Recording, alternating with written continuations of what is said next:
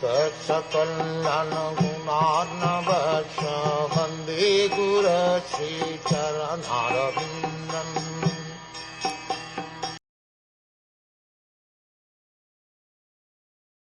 Both the lowest of fools and he who is transcendental to all intelligence enjoy happiness, whereas persons between them suffer the material pangs.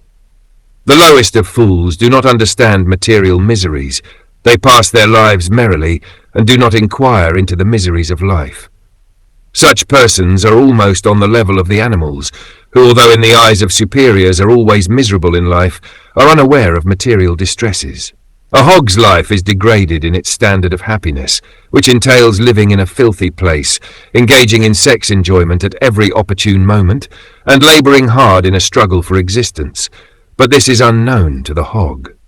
Similarly, human beings who are unaware of the miseries of material existence and are happy in sex life and hard labor are the lowest of fools. Yet because they have no sense of miseries, they supposedly enjoy so-called happiness. The other class of men, those who are liberated and are situated in the transcendental position above intelligence, are really happy and are called Paramahamsas.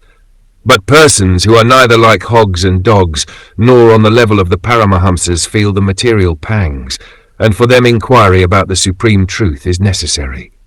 The Vedanta Sutra states, Athato Brahm Jinyasa, now one should inquire about Brahm. This inquiry is necessary for those who are between the Paramahamsas and the fools who have forgotten the question of self-realization in the midst of life in sense gratification.